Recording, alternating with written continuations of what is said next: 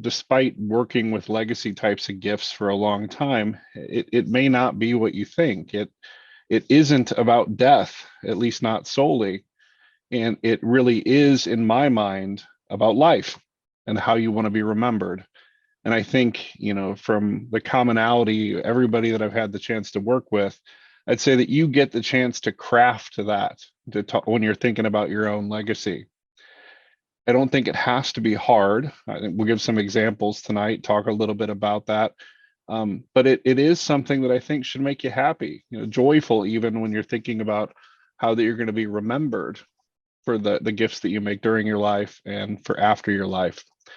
So a brief sidebar, in my day job at the Nature Conservancy, I get the privilege of leading a team of gift strategists that work side by side with our philanthropy teams, all spread out the United States and even overseas, working on non-cash giving and strategy. So it's a lot of focus on asset giving rather than cash giving, and we'll talk about that a little bit as we go. And most of this occurs around kitchen tables or on sofas, at least pre-COVID. Now a whole lot more on video and on phone like this. And really, when working with those donors, it's on gifts of what I call great significance. And that can be a variety of asset levels, a variety of amounts that we're talking about, really gifts that are of significance both to the donor and to the organization, and with really, really passionate and generous folks. And so most times, this collaboration takes the form of attempting to equip donors with information so they're better enlightened or have more ammunition to go talk with their tax, legal, and financial advisors in a more holistic way. And what I love about working what I affectionately call these now, later, and forever gifts is a comment that was echoed by our former board chair with the Nature Conservancy. His name was Tom Tierney, and he always said these strategic gifts like this, these legacy gifts, make sense in the heart and in the head. And I always really loved that because emotionally you can connect with it, and then also from a tax perspective, from a just simple logic perspective, they make sense. And so, as a brief sidebar, I'll say legacy gifts with the Nature Conservancy are really, really important. Their donors are especially generous. 29% of our undesignated funds realized come from legacy gifts, and as much as 20% of all of our fundraising revenue, which is 2 or 3 times the national average. And I'm sure something the Audubon Society realizes as well, or receives as well. Unfortunately, only 3% of all charitable giving in the United States goes to environmental and animal causes. So we're the most generous country on planet Earth as far as giving assets out, $485 billion, but only 3% of that, a small sliver, goes to our joint causes. And so that's something we'd love to work on eroding a little bit over time as we keep talking about this. And so as we roll on, after COVID, I like two things: keep things really simple, and also keep things very lighthearted, so we can talk about this and maybe laugh about a very serious topic. So if I'm being honest, it's probably true before COVID too. I needed to keep things simple and focus on just 3 takeaways today. So I'm going to roll into that, and to get us started, while it may seem like a weird place to do so, I'm going to start with famous people. And so I'll skip forward here. Let's see if you can see my slide. While I'm not live with anybody, and it's kind of hard for me to see the chat, this is someone pretty famous. It's an easy one to start. Can someone tell me who this is on the screen? If you can type it in chat. I'll give you a virtual candy. It's Halloween. I have a lot of extra left over. I'd be happy to mail to you. Abraham Lincoln. That you got it. Yeah, Pete, you're cheating. You're cheating. But yes, Abraham Lincoln. What about this next one? A little bit tougher, a little more nerdy. I'd love to start off by saying, Jen says Stan Lee. Jen is correct. Nice work. Stan Lee, born Stan Lieber, the patriarch of Marvel fame. All right, how about this? A little tougher. All right, Jen says Picasso. Holy smokes, Jen is on fire. I'm going to have to bring a special bag of candy or something to pass out. Pablo Picasso, that's right, famous artist. This may be the hardest one in here. How about this, gentlemen? Extra Halloween candy if you get this one right, anyone? We got nothing. Okay, this is Stieg Larsson, the author of The Girl with the Dragon Tattoo, the Millennium Trilogy. So, very famous Scandinavian author. All right, just a couple more. How about this, gentleman? There's a Howard little Hughes. hint. That's right, Howard Hughes. A little hint there where he's sitting. And last but certainly not least, he's not wearing a raspberry beret, Prince. but we got Prince. That's right. Okay, so can anyone tell me what do these folks have in common besides fame? And I know the obvious one, they're dead. Anything else? Anything come to mind? Maybe they left a legacy. I mean, it's a good guess. So I would say, first of all, they're famous, of course. They had a lot of assets, all of them very wealthy, at least by standards of their time. Lincoln was president. Of course, the pretty notable Stan Lee died with approximately $1 billion of wealth from his creations and then the corresponding Marvel Cinematic Universe. Picasso, at the end of his life, was doodling doodling to pay his bills. So he would go into a restaurant, drink the finest wine, eat food, and do a little doodle and pass that off to pay his check. Stieg Larsson, very, very famous even at the time that he died, and then has become even more famous afterwards with a lot of his writings that were half-baked. Howard Hughes, of course, is a billionaire as well. Prince, also hundreds of millions of dollars. Steve put in the chat, Steve Zahner said that they all died without a will. There you go. Yeah, don't be Googling during the presentation either. You'll cheat yourself out of the punchline. But they had access to the best advisors because of their wealth, the best attorneys, the best accountants, the best planners, and not a one of them had an estate plan, not even a simple will when they passed away. And so with absolutely no estate plan, you'd think somebody like Lincoln, who's an attorney, could have done that on his own, could have created an estate plan. And it's easy when you see examples of really famous people. Somebody like Stan Lee, again, had access to all this wealth, assumed where it would go to his family rather than writing that up. Picasso never bothered. Stieg Larsson assumed that his common law spouse, or what he thought was his common law spouse, would inherit everything. Howard Hughes had 17 distant cousins receive a piece of his estate, and Prince's family all have been fighting for years as to how to get their slice associated with his estate and what to do with his catalog. And when they mess up, I like to start with that because, we kind of have a chuckle about it. We think, oh, that's so silly. Like, I can't believe they would do that. There's a long list of other celebrities that have done the same, that we could do a whole presentation for the whole time and talking about the silliness of blunders of the rich and famous. But then we just skip right on to the next story about Downton Abbey or the Kardashians, and we don't stop and think, well, wait a minute, we haven't done our plans either. We haven't set up our estate in a way that we would be proud of that. And for all of these folks, I'm sure they had a plan in their minds. They were thinking somewhere to themselves things like, do I really need a plan? Or my family's going to get everything anyway. Maybe I'll get around to it. Or maybe better yet, something I hear all the time, at least pre-pandemic, I don't have the time. I don't have the time to get to my plan. Many of us, myself included, as I said, tell ourselves the same thing. But what I'd love to stress is that in the absence of a plan, others decide for you what's going to happen. And the potential for chaos amplifies, as does the potential for hurt feelings for loved ones that are left behind. And so I think the fundamental question is, who do you want to decide what legacy you leave?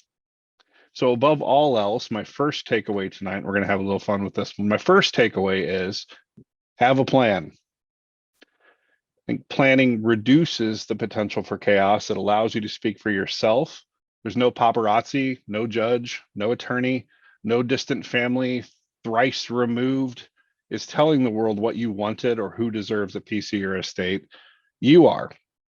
And now I have Mike Tyson up here. Every time I talk about plans, I'm reminded of Mike Tyson's famous quote before his fight with Evander Holyfield. Does anybody remember his quote? something to do with plans. He said, everybody has a plan until they get punched in the mouth. And so for what it's worth, Mike Tyson said that that's the most remembered thing about that fight the first time they fought.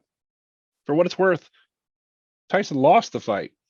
Holyfield had a plan, stuck to it, and beat Mike Tyson while adapting that plan during the fight.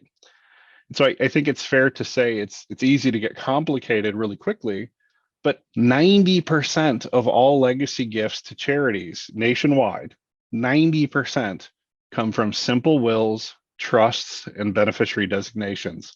That's it, not complicated bells and whistles. And we can nerd out about the filthiest uber technical things. There's one plan, for example, I always call the filthiest thing the IRS legally allows. And trust me, I'd love to nerd out about doubling or tripling the size of an estate by including charity. And we can do that later if there's a little time. But none of that is as useful as just starting with a plan and then adapting. And so with that in mind, I'm going to adjust this to say, have a plan and adjust it as life throws things at you, be they proverbial punches or literal punches from the likes of Mike Tyson or others. So if that's point number one, let's go on to point number two. All right, so if I were to offer you, this obviously is a little easier in person, but if I offered you a choice between £1 British, 35 cents US, 100,000 Paraguayan guaranis. I'll pause here and say no Googling, no currency exchange Googling. 100,000 Paraguayan guaranis, 20 Thai baht, or $1 US. What would you prefer? So if I said right now you can have this with no Googling, no search, on the spot, you have 1 second to decide, what would you choose? Well, it's kind of complicated, right? There's a couple up there that are really obvious. Most folks would prefer $1 to 35 cents, but the rest of them don't know. Historically, the British pound's been worth a little bit more than $1, but what types of things would make you prefer one over the other? So when you're thinking about that, what comes to mind? Please, feel free to type it in the chat. Feel free if you want to unmute and offer. What sorts of things would you be thinking about when trying to make that choice? And I can even go back if you're forgetting what was offered. It's 20 Thai baht, 100,000 Paraguayan guaranis, £1 British, and then of course some American currency. Anything come to mind there? I see some chat, but admittedly I have a tough time reading that at the same time. So Dennis, if you wouldn't mind, if there's an answer. One guy says $1 because I don't have a place to spend a pound. Okay, fair enough. So it's easy, right? It'd be easy to use $1, so you choose that. Well, any other answers, of course, come in there. I think it's fair to say in all of those choices, they all have some value, maybe some more than another. What makes one bad when compared to another? Well, it could be something like fees. It could be something like, are you going to travel to that country in the near future? Do you have a place that you could exchange that to unlock what the value might be? So for what it's worth, this is the way that it would break down lowest to highest by sheer dollar value, just assuming no fees, assuming nothing else worked into it. 35 cents US is the lowest. 20 Thai baht is today worth about 54 cents. $1, US currency would be right in the middle. A pound is the lowest it's been in an extremely long time, but still worth $1.15 US. And 100,000 Paraguayan guaranis, while it sounds really impressive, and I encourage you to have the ego boost of checking your bank account via an ATM if you're ever in Paraguay, if you want to feel really good about yourself. 100,000 Paraguayan guaranis is only worth approximately $13.96. Country that has been really, really beaten up by inflation. Why I use this example is the same thing applies to some of our wealth. When we think about giving it away, is there a fee or a tax to be paid? How would somebody exchange it?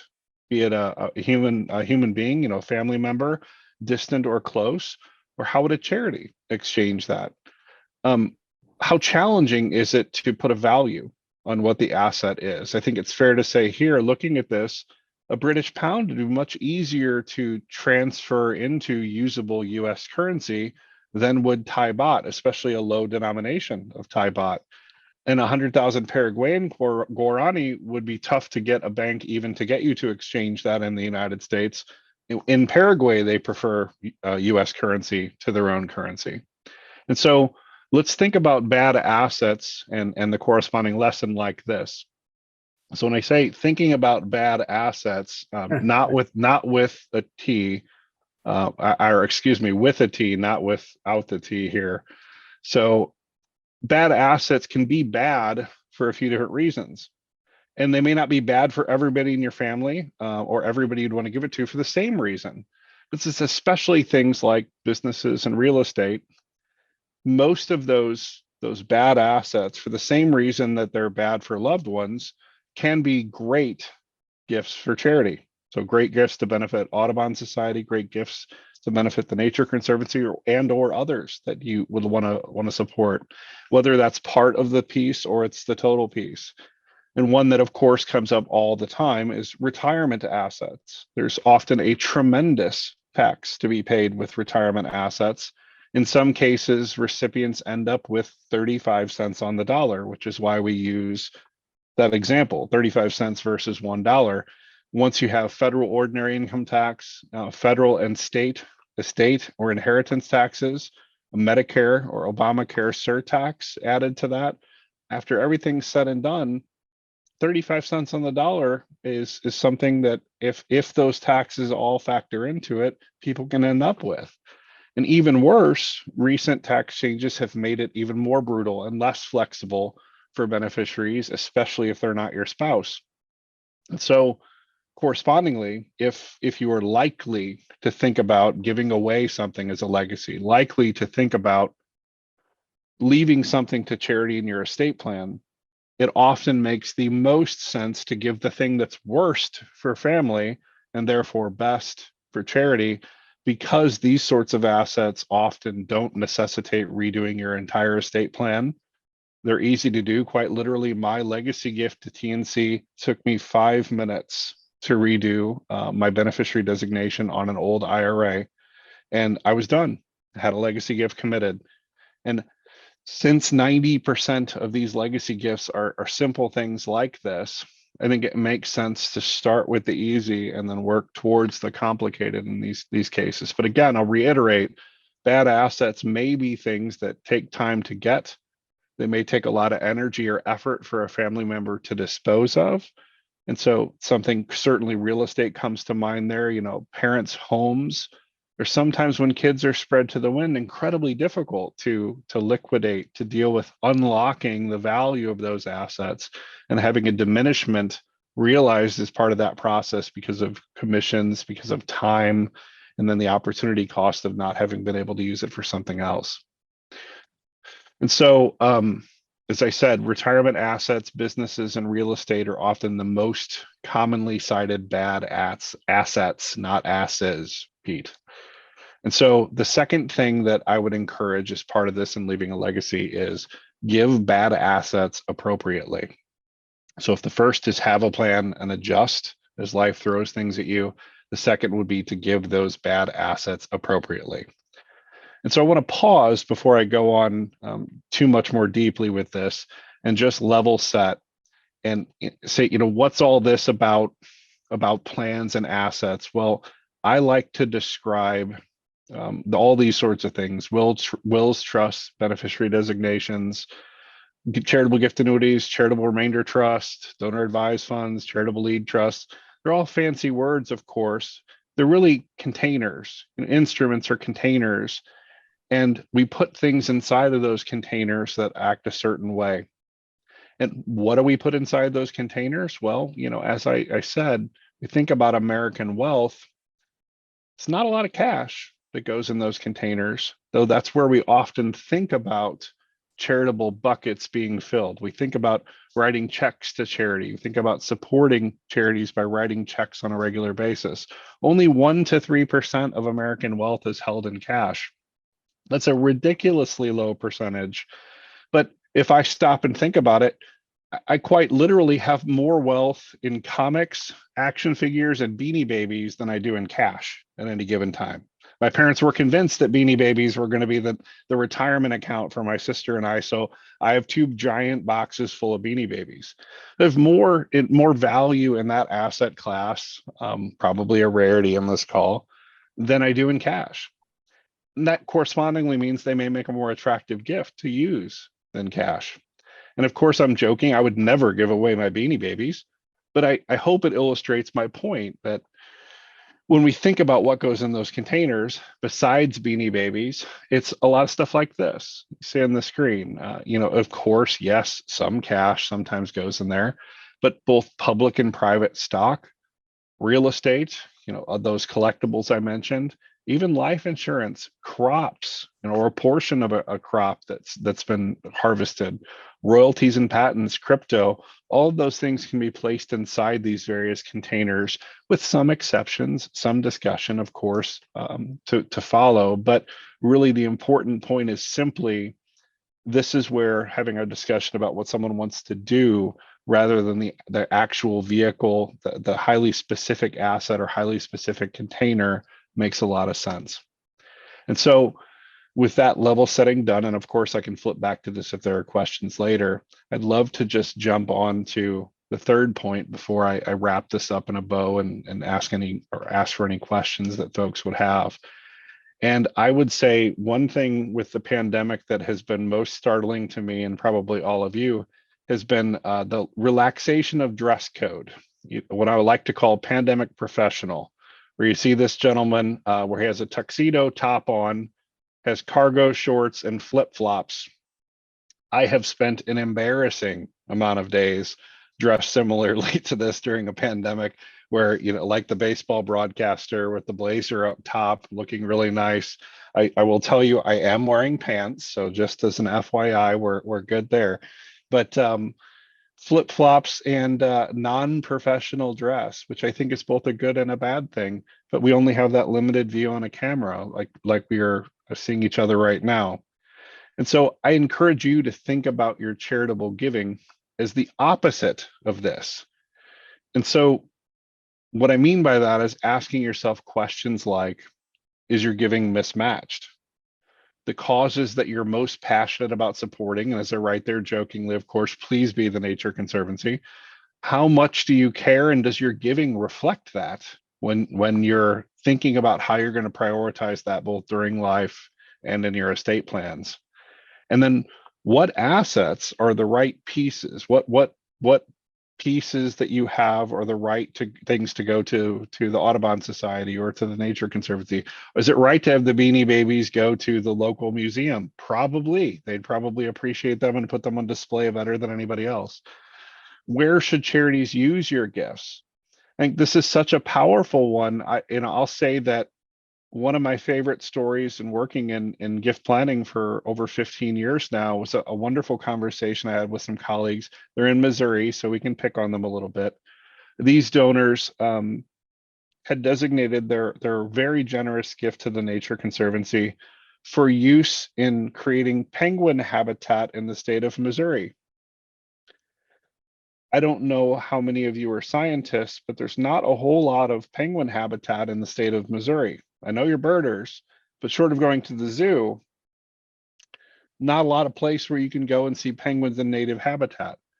And so after a lot of just clarification and discussion, really what the donors wanted was driving at combating climate change in general and partnership with zoos. And so being able to have that discussion while they're alive rather than guessing after the fact is really powerful in helping to avoid some embarrassment on both sides.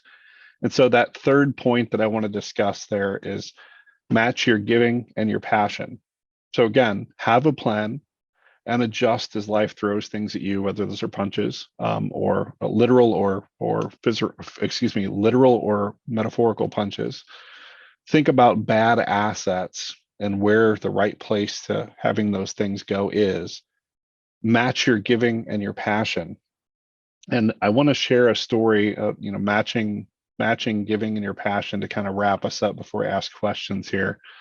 And I had, again, the fortune of working with some donors that were both retired professors, both double doctorates of uber technical fields. So one was biochemistry and biology. One was another science that I'm going to do no justification to if I try to state what it is. But these folks had called and wanted to, as one of the first meetings that they'd ever had, discuss the potential of leaving a legacy with the Nature Conservancy. And when we drove out to their home, I joke you not, I had never met these people. And on their door, there was a sign that said, "If found dead, call Adam Eggemeyer." So it's a heck of a way to start a meeting, seeing a sign on a door that said, "If found dead, call my name with my cell phone information." And we talked with these donors, and they had determined through their own analysis that because they didn't have children, they wanted to pick one charity they were deeply passionate about that was most deserving of their gift. And they decided that it was ours. They decided they wanted to just shoot a cannonball rather than, a thousand little pieces, and give everything to this one charity. And so after they agreed to do that, said they were meeting with their attorney the next day, talk about being right on it. We gave them some of the information. They insisted on celebrating with shots. This is my first visit ever with the Nature Conservancy. They wanted to celebrate with shots that they brewed in their own house, this Eastern European liquor. And I thought, gosh, is this how it's going to be with every donor meeting, where people are wanting to celebrate their legacy gift with shots? My point is, I looked at the colleague, left, is this okay? And thought, well, they're overjoyed with this. One shot's not going to hurt. And if we die, we'll have a legacy gift coming to the Nature Conservancy as well. But they were overjoyed to be celebrating this. They were overjoyed to have decided, using something that made sense to them, a mechanism that made sense to them, that they would leave a legacy in that way. I'm sad to say, but also happy to say, that in the 6.5 years I've been at TNC, both spouses have died since then. And we did get that call in the middle of the night that the second of the two had passed away. And their assets were utilized to channel towards some of the wonderful work that they were passionate about. And my point in sharing that story is, some people, when leaving a legacy, decide to give part of what they have. Some people decide to give all of it. Some people celebrate that quietly. We do so anonymously, consistent with their wishes. Some people want to celebrate it loudly with alcohol involved. And some, going back to the beginning, give from the heart. Some give from the head. But I think that the best gifts are both. And if given the chance, I'm sure that the Audubon Society, or with the Nature Conservancy, or both, if you're inclined, they'd be happy, or we'd be happy, to celebrate that legacy loudly or as quietly as makes sense, preferably with shots. That always takes it the next level of fun. And so with that, I know I've spent about a half an hour chatting. I am happy to answer any questions you can have, and I turn it back over to Dennis to play MC for that. I'm going to just jump to this next slide, and then I will stop sharing screen so I can see all of you again. I have a good friend who wanted to donate property, and did it instead of doing it in the estate plan, did it while he is alive, and while he could sort of I suppose enjoy but maybe the I don't know, enjoy the fallout from the donation, I suppose. And instead of doing it in a will or an estate plan. And I think maybe there was an ability to sort of direct how things would go with it as well, while he's still alive. So that's just something you didn't mention that I wanted to point out, that sometimes that's a good option too. Yeah, and Pete, it's a great point. And for your friend, when you think about those containers, a legacy, I think, can come in forms of gifts that you're doing now, can come in gifts that are done after you pass on, and are ultimately funding some of these other instruments or via these other instruments. And I made reference to that thing that I said was the filthiest thing legally allowed by the IRS. And what that is called a charitable remainder unit trust. And a lot of folks use that during life to give away appreciated assets, avoid the capital gains associated with that, get a nice partial charitable income tax deduction, and then also a stream of income associated with that. And so when you talk about like giving a charitable gift that you know is irrevocably going to charity, a stream of income, capital gains avoidance on that funding asset, and on top of that, a charitable income tax deduction, that's a recipe again in my mind for the filthiest thing that is legally allowed. And it's something that we can't shout enough in the industry. It doesn't get used enough because it's something that is there to incentivize charitable giving to organizations like Audubon Society, organizations like the Nature Conservancy. But thanks for sharing that. Any other burning questions, thoughts that people are having? If not, I'm happy to share, a perspective or two really quickly about the situation that we're in right now, economically, and we can go from there. The only other thing I would add is my mom died a couple of years ago. My dad is now in assisted living, and they love to collect antiques, and I mean, it's what they love to do, but it's now on basically me and my sister to deal with all of those. And we don't have the knowledge, and we don't have the I don't know, I'm sure we don't have the same love for those sorts of things. And of course, the market, I think, is if Antiques Roadshow is any indication, the market is quite a bit different nowadays than it was when they collected these things. So it really is, somewhat of a burden for my sister and me. And I really wish my mom and dad had thought about, had heard this presentation, I guess, 10 or 20 years ago. Maybe they would have gotten the Beanie Babies out of the house so you don't have to deal with those yourself. But yeah, it's so interestingly, I have a colleague who talks about this often because she is Swedish, and the Swedish do something they call Swedish death cleaning, and they do the death cleaning before the relative dies. So they go through a house whenever there's a transition to assisted living, or there's a likelihood that the relative will not ever be actively collecting that particular asset or those particular things again. And they do that during life. I've heard it described a couple different ways, but I think Garrison Keillor was quoted as saying, "Do your giving while you're living, so you're knowing where it's going." And I always thought that was a pretty great way to describe it. The joy of being able to give during life. Legacy is often relegated to something that happens at death. And I, for one, love the joy of working with people that get to experience that during life. You think about whether it's something changeable or unchangeable that they're setting up, whether they get tax benefits or not, the joy associated with giving a gift to charity and knowing and seeing it being used during their lifetime is really unparalleled. And so, it takes all forms. Generosity or altruism takes all forms. And that's where I'm really fond of the now, later, and forever thinking. The idea that a charitable entity that you want to support, you ideally want to support it now, a little bit later, and a little bit forever too.